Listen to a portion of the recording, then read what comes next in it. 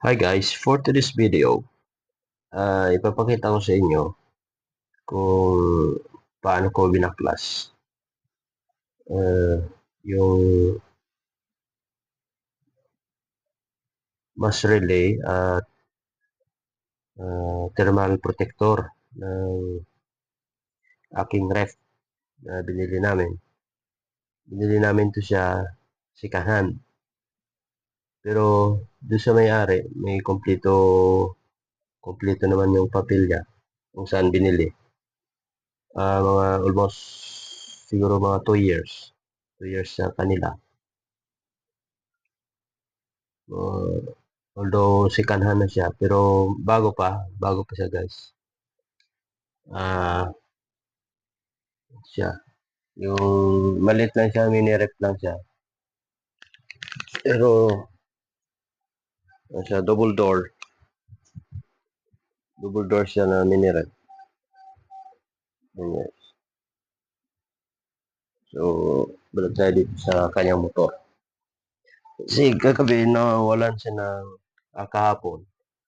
Uy, pitik-pitik na daw siya. Ngayon, sinubukang patayin, tapos inon ulit. Ganun pa rin, pumipitik at nawawala na yung lamig niya. So, pagka ganon, alam na natin na pagka wala ng lamig, sira na yung ref. Yung refrigerator natin, pagka ganon, automatic, may problema ang motor. So, pakita ko sa inyo, yung binaklas ko kagabi. Dating ko, binaklas ko siya.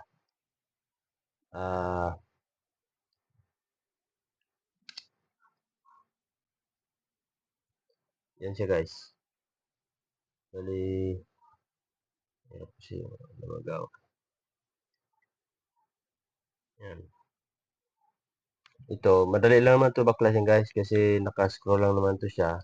Dito yung mga screw niya, bali apat lang naman ito kasto. Binalot ko na, tinago ko na. Tanggalin nyo muna itong kanyang drain pan. Tula ng tubig para medyo maluwag siya dito sa pagbaklas niya. Ayan, naka-screw lang naman yan siya. Ito ang dalawa sa ilalim na screw. Tapos yung cover na nakatakip lang naman to. Ang pagtanggal nito ay medyo pa ganon. Kasi may lock siya dito. Naka-lock siya ito. May lock siya. May lock siya guys. So, yung medyo patagilid yung pagtanggal nyo pa kailangan. Pero dandaan lang kasi baka maputol yung mga wire na yan. Oh. Medyo masilan yan. Mas okay nga to kay konti lang wire nito eh. Tapos mayroon siyang connector na dalawa. Isa sa bali ang piyesa pala nito guys.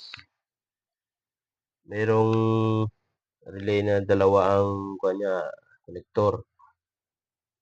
So ito isa lang, single lang siya. Ito makita niyo naman. Bali isaksak man niyo lang naman yan mamaya. Pag makahanap na ako ng piyesa na pamalit dito. Kasi multi-tester ko na siya. Wala na talaga siyang continuity. Wala na siyang resistance. Kaya maghanap tayo ng ganitong piyesa mamaya. Para gumana na yung ref. Kasi maraming laman. Masisira ang mga nakalagay. Dahil para yan sa New Year. So wala na. May isang isang bucket kami na nasira na tinapon na lang. May madali mapanis.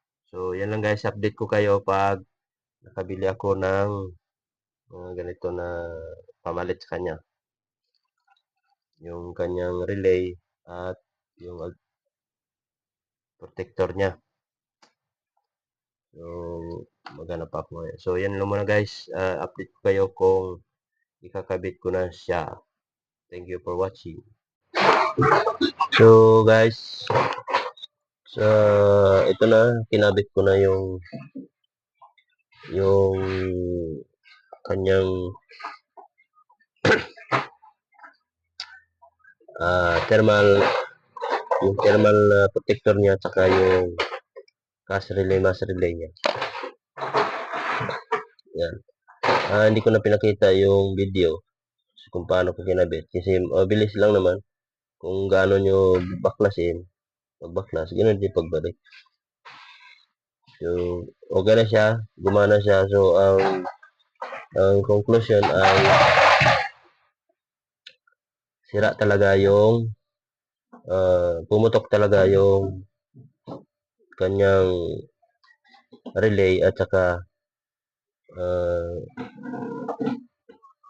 yung thermal protector niya. Kasi base sa aking tester ay wala na talaga siyang continuity. Wala na siyang hindi na siya gumagana. Wala na siyang resistance, kaya yun lang talaga. Kaya payo ko sa mga may nasiraan dyan ng mga ref, kapag nawala na ng lamig yung inyong mga refrigerator, ay huwag nyo itapon. Saka huwag nyo kaagad husgahan na wala na siyang preyon. Kasi ang preyon, hindi yan basta-basta nauubos. So, yan lang ang una nyo kaagad i-check, yung kanyang mga aparato. So, pero ingatan nyo yung mga wire na yan, maliliit. Baka maputol. Kaya pag magbaklas kayo, dandaanin nyo lang. Para hindi siya madisgrasya, hindi siya maputol yung mga wire. Kasi masilan yung mga sa inyong ref na wire na ingatan nyo lang. So, yun lamang, payo sa mga mayroong ref dyan na nakatambak na akala nyo sira na. I-try nyo bilhan ng pyesa sa mga air condition shop.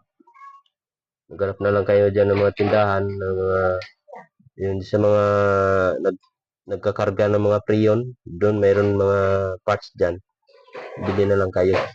Saka pag-aralan nyo kung paano palitan. Maraming salamat sa panonood.